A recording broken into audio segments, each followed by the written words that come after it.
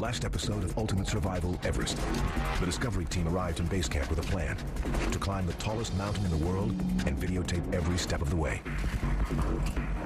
So far, team leader Ben Webster, his girlfriend Shauna Burke, and professional mountaineers Andrew Locke and Hector Ponce have met every challenge the mountain has thrown at them. They have sidestepped avalanches. We live to fight another day. We cheated death. We've cheated again. They've overcome changes in air pressure. It's like somebody's taking a couple of needles and it's just driving into the ears. At the moment. And they've walked into and out of some very sticky situations. I actually told myself, don't look down, because that's when you're going to lose it. Under Ben's direction, the team has gone safely from base camp up to Camp 1 and back down again. So far, the quest for the summit has gone according to plan, but today is just day 6 of a 50-day schedule. Plans change on Everest. The mountain might even have a plan of its own.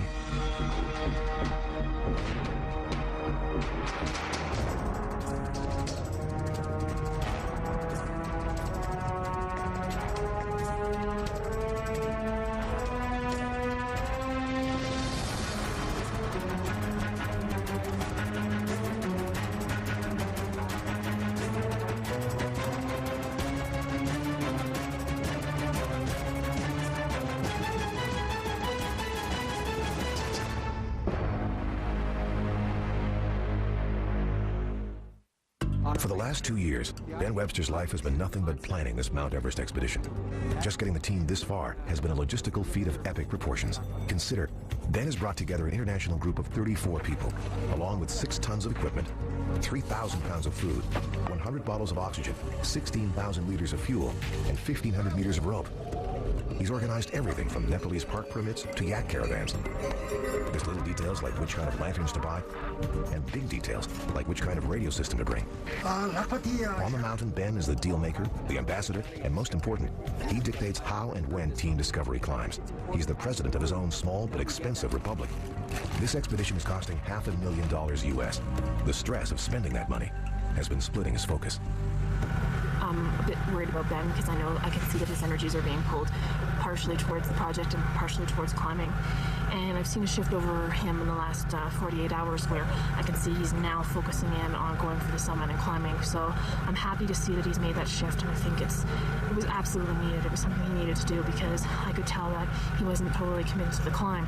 So it's going to be... Unlike Ben, most team leaders don't do the climb. They simply run their expedition from base camp. Ben planned on being in top physical shape right now, but his organizational efforts have left him drained. Really low energy. I've never felt this low on a climb. I'm usually a reasonably high energy guy, and it's really dragging me down, and I'm sure it's the sickness. So I'm hoping it's going to clear. It better clear. I'm going to have a hell of a time up on the hill.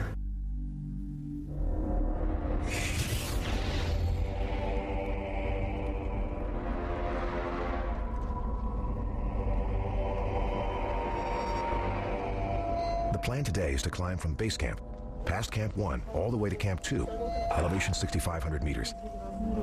Leaving early this morning is crucial, but Andrew and Hector haven't gotten up yet, and Ben has an equipment problem. My problem is, something happened on my way climbing the other day, where I developed a real bad bruise and hot spot on the side of my foot, and I thought a day off would, a couple of days off would help it, but instead it's not, and any contact with the side of the foot is really, really, really painful. So what I'm going to do, because I would prefer to climb today as opposed to taking a few more days off, I'm just going to hack the crap out of the boot until it doesn't touch anything. For the first time on this expedition, it's Shauna who is most ready to go. Yeah, I'm very excited. I see today as the real game that's beginning. But nothing is beginning. This day is getting off on the wrong foot. Andrew arrives. He hasn't slept. He aches all over, and his lymph nodes are tender. As a professional high-altitude mountaineer, Andrew knows his body's limits. Yeah, I'm feeling better tomorrow, pal. Different outfit today. Let's rearrange a plan here, huh? Here's Ben's new plan. Andrew will stay behind, rest, and make his acclimatization climb when he's able. Dan and Shauna will still climb for Camp 2 this morning, along with Hector. That is, if Hector still feels up for it. What's the matter with you again, Hector? I had stomach cramps during the night. Still? Yeah, I don't know what was it. Came so sudden. Bad boots and a mystery virus. Ben makes another new plan. The entire team will now rest one more day here at base camp. Then, they'll all head up for Camp 2 tomorrow with a rejuvenated spring in their step. Hopefully I'll be up to it tomorrow. But really, with a niggle like this, if you don't kill it down in base camp, it just stays with you for the whole trip and can really get in the way of the summit attempt later in the expedition. The stuff that's sort of been occurring around the expedition has been uncomfortable, and obviously prefer to have everybody, you know, on 100% healthy the entire time, but that's not realistic. Ironically, the person suspected of bringing the mystery virus to camp is Team Discovery's doctor, Matt Arentz. I don't know if you heard from Lama Yangbu, but did he come over here? I'm wiped. I've been wiped the past couple days. Right. Most frustrating thing is it just won't get better. The only member of the Discovery team who's healthy and ready to go is the rookie, Shauna Burke. I was a little bit disappointed with the decision, I think, because I spent so much time last night preparing myself for today. I felt ready mentally as well as physically. I had all my gear ready. I could feel the competitive juices flowing, so I was disappointed. Just days ago, Shauna was worried she would hold her team back. Now, they're holding her back.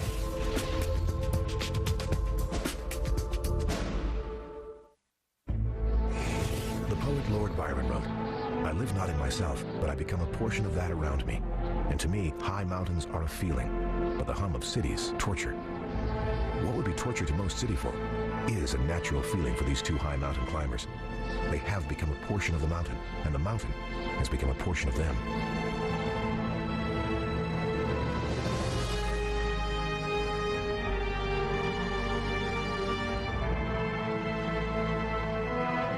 Why do people come here?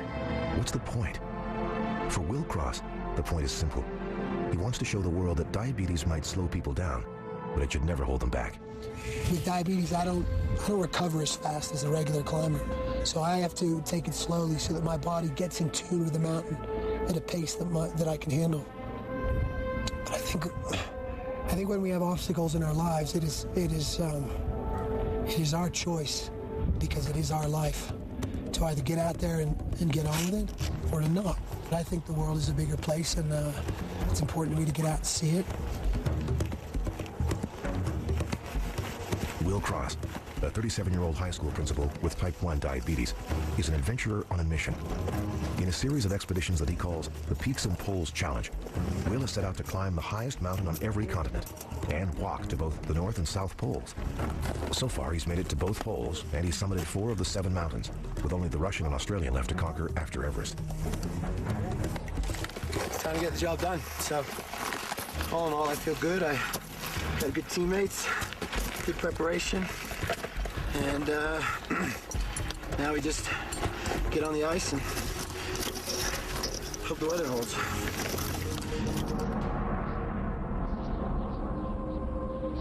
Will's goal today is to reach Camp 1. To get there, he must navigate his way up, over, and through the treacherous Khumbu icefall.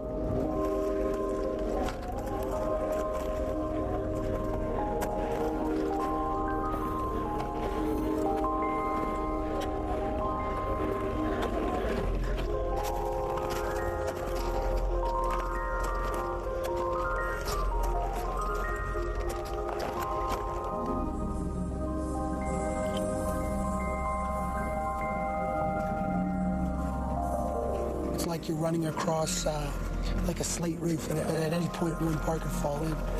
And I actually started to hyperventilate, which I was not very impressed with. I mean, my job as a climber is to assess the situation, get my emotions in check, and do the job. And as I assessed the situation and tried to get my emotions in check, I just thought, oh my God, this is terrifying.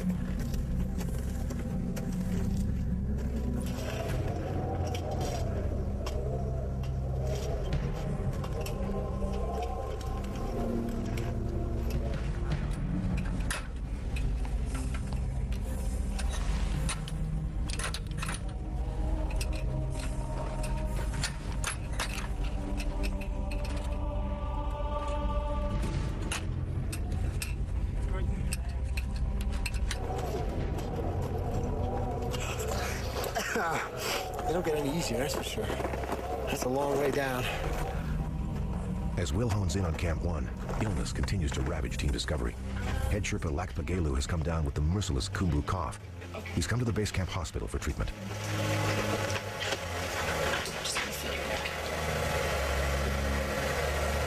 When do you go up? Tomorrow. Okay.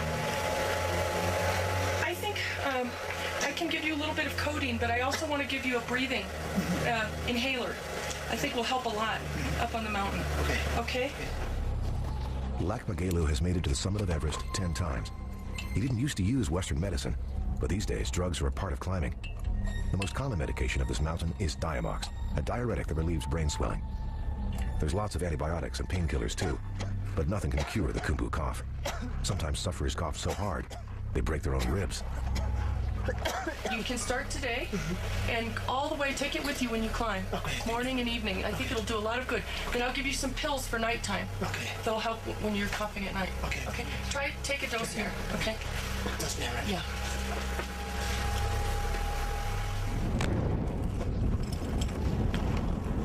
.600 vertical meters above Lakpagelu, Will prepares to give himself a shot of insulin. It's a complicated process made more difficult by the temperature. If Will's insulin freezes, it becomes useless.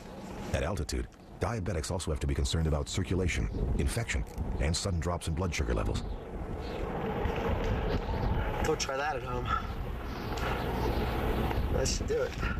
I also need to keep enough blood sugar in my system in case there's an accident or a sudden need to really work hard, get someone out of a crevasse, move through an area quickly because suddenly it's moving. So in that sense, it's a lot different than someone who's just worrying about when am I going to eat, when am I going to drink. I don't have enough energy right now, and I know that I'm hydrated, so I know that I need to eat more food. But if I'm going to eat more food, I need to give more insulin to make me, because that insulin will make the food worthwhile.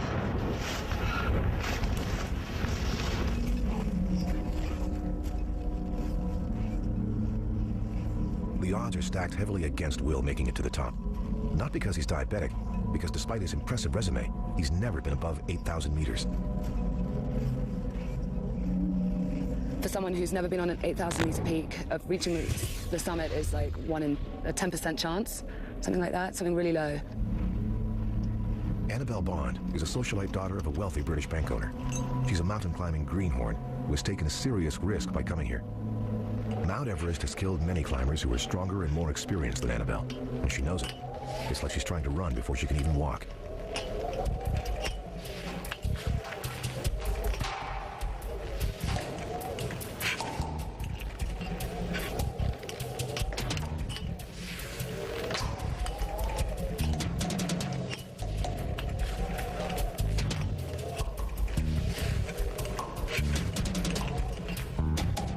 I don't know if you could tell on the camera, but I actually had some panic attacks where I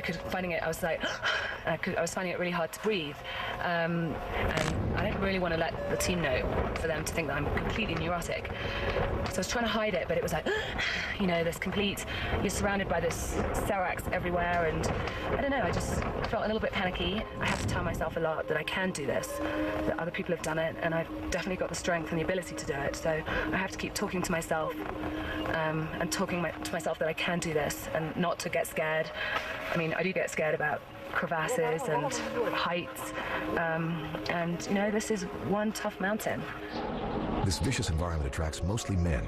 Serious, focused alpha male men make up 96% of Everest climbers. Annabelle is different, not just because of gender, but also because of attitude. She smiles and laughs through every hardship Everest offers. I think I'm going to stay hooked in while I jump across this.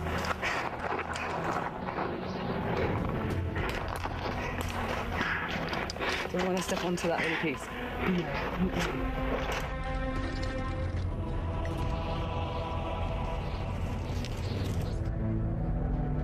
Does it feel like it's making you kind of punch over? Or not? Annabelle evolves as a climber and walks upright.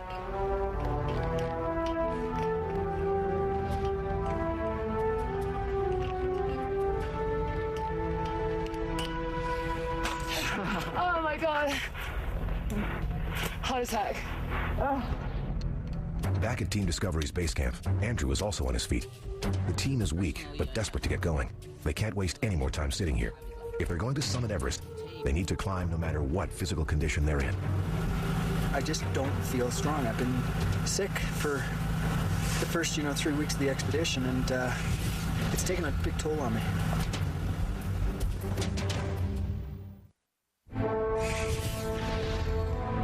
This morning, Team Discovery is finally mobile again. Leaving Mount Everest base camp and headed for Camp 2, the climb develops a problem. It's Ben. The team leader feels weak.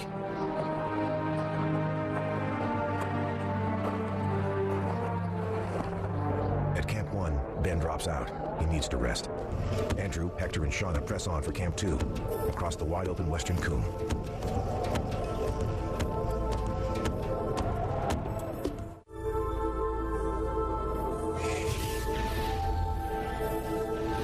Camp 2 is known as Advanced Base Camp. It has a well-stocked kitchen tent and a full communication center, all prepared ahead of time by the Sherpas. Here we go. You're the girl. You are the girl. There you go.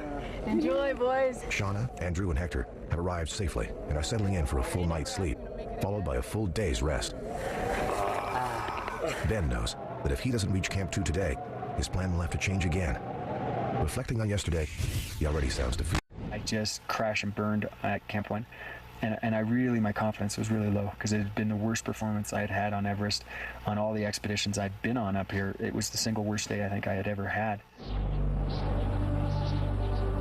But when Ben rises, he feels new strength and makes it to Camp 2 ahead of his Sherpa companions.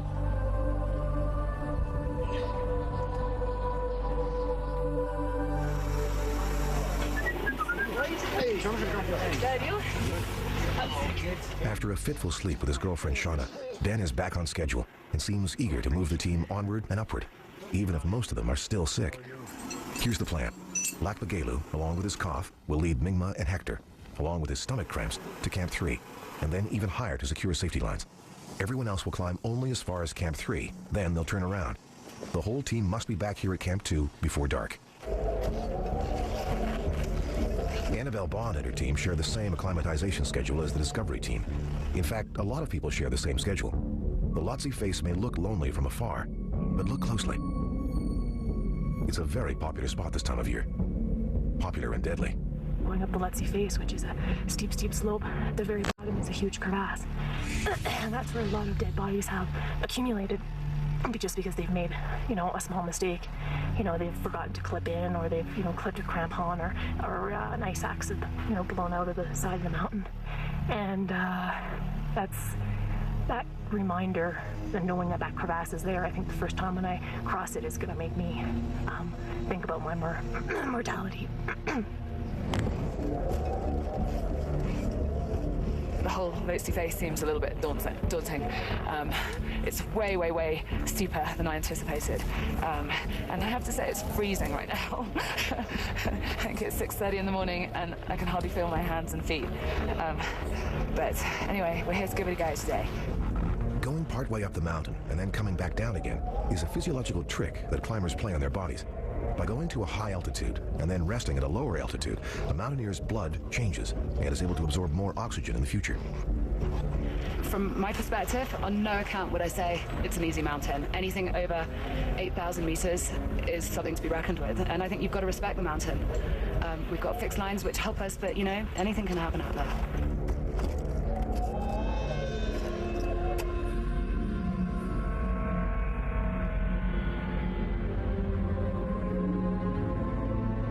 You can literally fall off the Lhotse face. At some places, it slopes 70 degrees and more. This is where survival really becomes an uphill climb.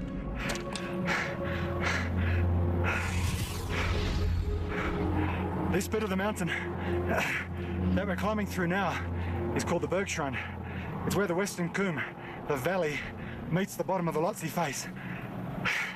It's about a 100-meter ice cliff, and it's been the scene of many climbers' accidents. 2 years ago, the day I arrived in base camp, one British climber took a fall down the Lhotse face over the Schrund and was killed.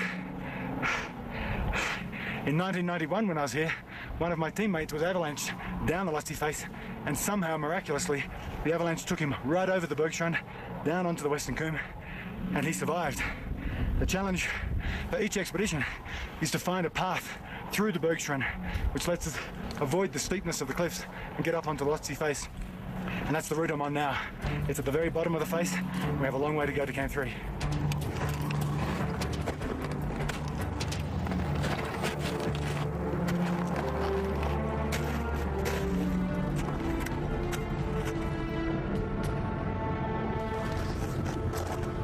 Ben and Shauna move slower than Andrew, but because of a good weather forecast, they've chosen to start later. Today's climb will be the highest in the entire acclimatization plan. Every meter gained in altitude today is like money in the energy bank when the fight for the summit begins.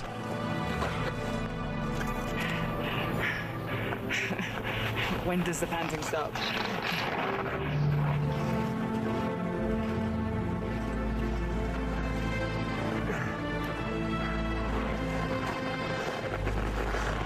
Ben climbs out from the Bergstrand and onto the Lhotse face.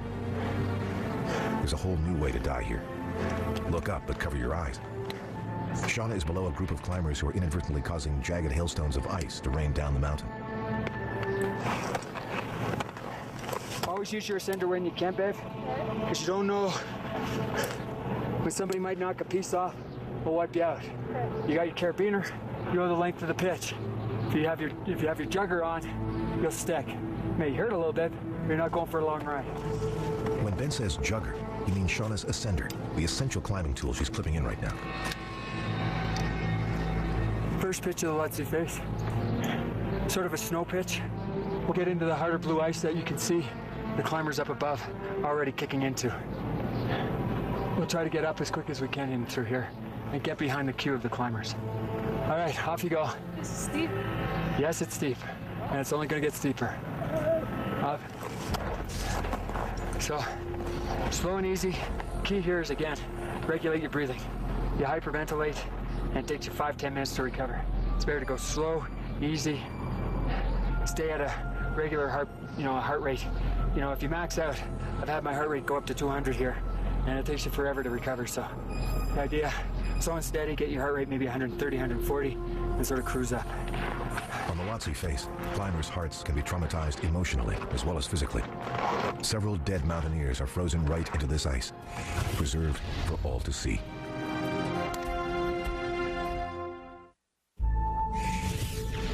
Climbing teams establish 4 camps on Mount Everest. Camp 3 looks like an unbelievable set from a Hollywood action movie. Annabelle Bond wants to get there and back down to Camp 2 before dark. Kiko? Yes? How far do you think we've got till we get to Camp 3? 3 hours? Yeah. 2.5, maybe 3. 3 more hours? 2.5. From here? Yeah. Are you serious? Yeah. Really? 2.5. 2.5? We have I to climb. thought it was just there. We have to climb 250 meters. Okay, I've just had the bad news delivered. 2.5 hours ago. Maybe. Help. I was thinking like 1. Maybe 2.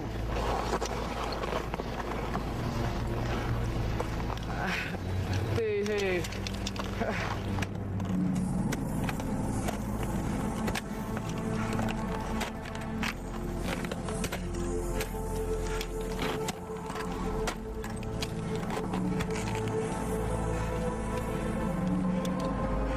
Andrew Locke knows rope. His life depends on it. What does he know about the rope he's clipping into right now? He knows he didn't put it there, so he doesn't trust it. These fixed ropes are a great safety line, but we never know the history. Someone could have trod on it with their crampon. Ice could have cut the rope above me.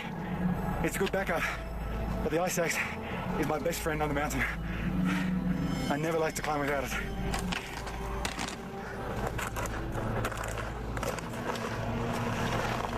Okay.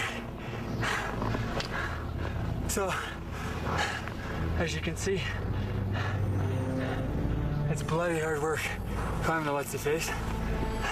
We're on a steeper pitch here. And below me, you can see how it goes vertical and then down into that Bergstrand.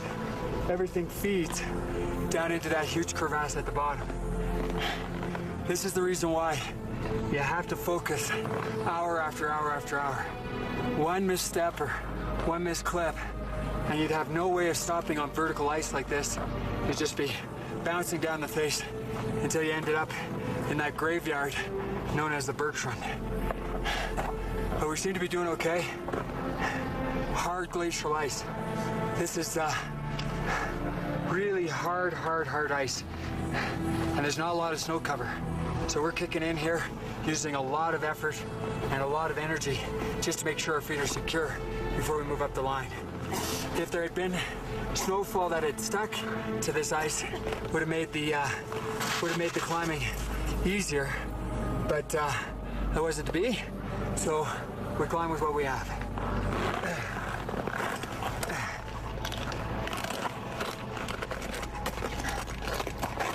Going up any steep face involves a routine. Rope is fixed to the mountain every 50 meters with titanium ice screws. Climbers must stop at each one of these. Ben moves his carabiner, which is attached to his safety harness, from below the ice screw to above it.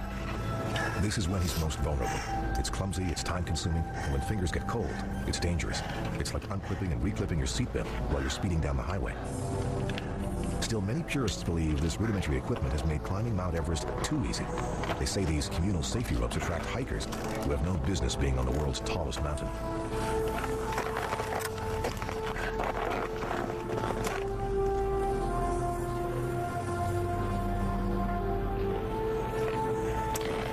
This is quite a bit steeper than I thought. Going upward, you can't really tell how steep it is. But what's going to scare me the most is coming down. Infection, a foot injury, and the ongoing stress of producing this climb are taking their toll on the Discovery team leader. If Ben crashes, the entire expedition could snowball into disaster.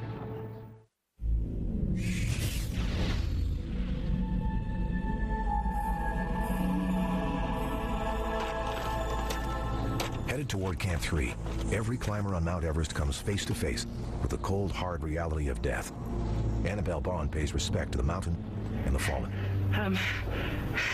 I've just seen my first dead body, and I'm not really enjoying that experience. As a matter of fact, I'm finding it really off-putting. Camp 3 couldn't come soon enough in my eyes. I guess I'll keep going. I'm tired. There's no question, and I've got to go back down as well. So it's going to have been a big day. And I can't help, and I can see the body as I'm talking to you, so I think I might keep going. Bodies are rarely recovered from this altitude. Frozen remains are respectfully dropped into crevasses, dragged out of sight, or left right where they fall.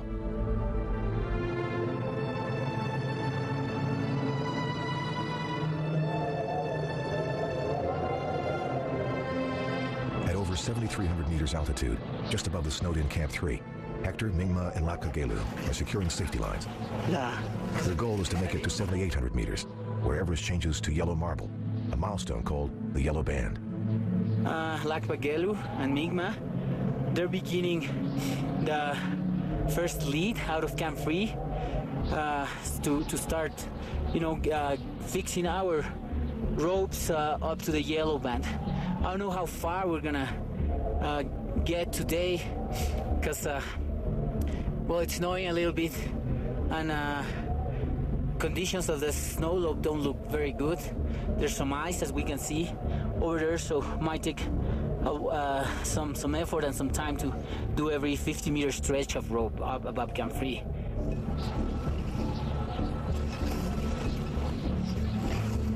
It's not the job of any one person or team to put safety ropes on the mountain. Weaker teams never do it. They wait and trust that stronger teams will spend the energy and the money installing the hardware. Once the route is established, all teams will use it. For Team Discovery, today's effort is the end of the line. They're going back to base camp when this job is done. Fixing the rest will have to be done by someone else.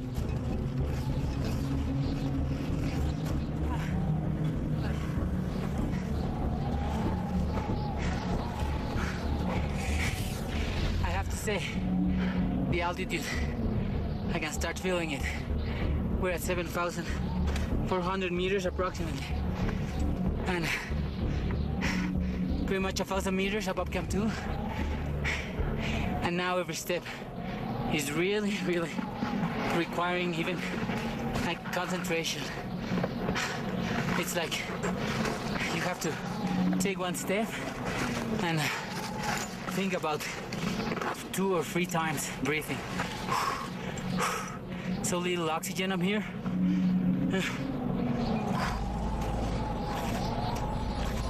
Safety lines on Everest are usually secured by Sherpas and only Sherpas. Hector can't abide by that. I really need to feel I'm doing my share of the fixing of the climbing, and that I'm earning my way up this mountain. You know, if I don't do that, after a while I start feeling I haven't earned it, I haven't deserved it. With Lakpa-Gelu playing out the line, Hector soldiers up the mountain. Also headed up the mountain are snow clouds, rising through the Khumbu Valley.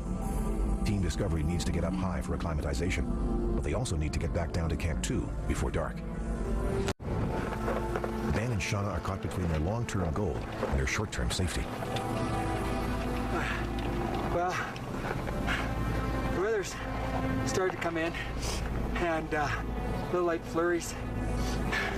Visibility, very little at the moment. To fully acclimatize, the plan of every climber is to reach Camp 3. But before Ben and Shauna can get there, the winds pick up, the snow swirls, and they can go no higher. Leaving late has cost them. They have to turn around just short of their goal. It's pretty hard to walk down when you can't see. Over. Yeah, sometimes going down is a little harder than going up. Absolutely. Okay, we'll talk to you in a bit. We're gonna go real slow and real careful on the way down. Over. Above Ben, Andrew has made it to Camp 3 and is now beginning his descent with Annabelle, whom he knows from base camp. Further up, Hector, Lakpa-Gelu, and Mingma are also retreating. Blowing snow presents a world of trouble. Everyone high on the mountain has turned back and is headed for Camp 2. Now is a race against time.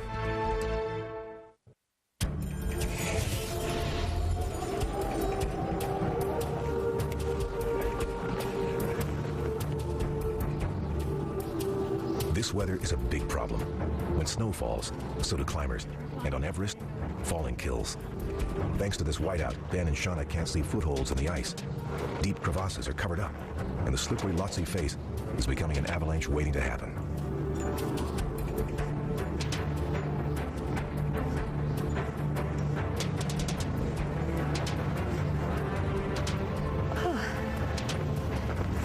This has got to be the most difficult part of the climb for me. The scariest, I should say. Hard to see anything. Hard to see, hard to breathe, hard to walk, hard to stay warm, hard to remember why you thought this would be a good idea in the first place. Climbing Mount Everest is like being on a rescue mission, except on this rescue, the same person is simultaneously the victim and the hero.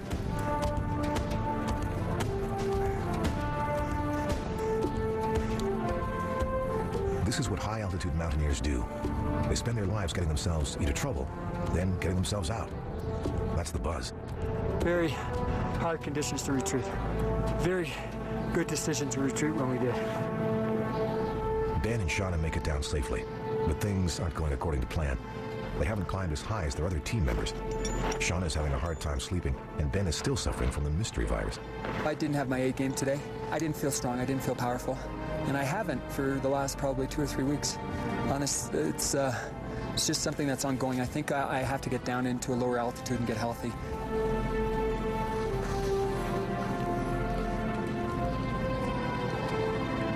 With 2 hours of daylight left, people are waiting in Camp 2, staring up at the mountain, wondering, praying, hoping the next people who appear through the shroud of falling snow will be their friends, their team members.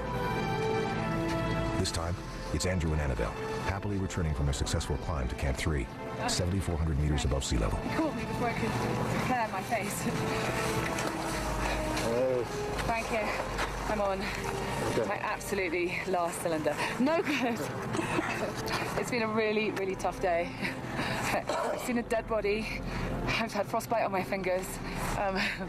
All captured by Andrew. Andrew's saved the day by helping me get down. It was way tougher than I anticipated. I'm looking forward to going back to base camp. With 1 hour of daylight left, the last of Team Discovery make it back. The Sherpas are casually drinking tea, warming their bones. For them, this was just another tiring day at work.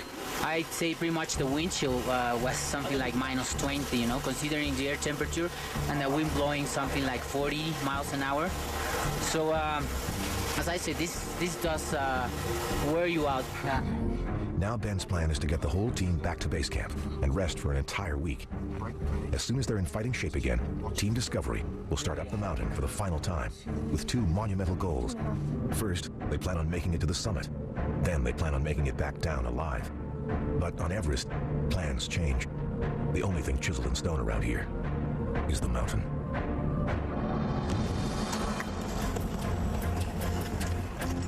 On the next episode of Ultimate Survival, Everest, Annabelle is at the end of her rope.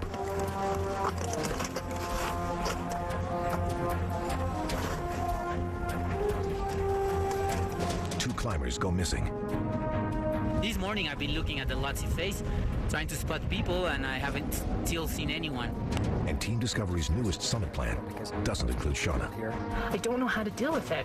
I feel like I'm waiting. What is going to happen to me?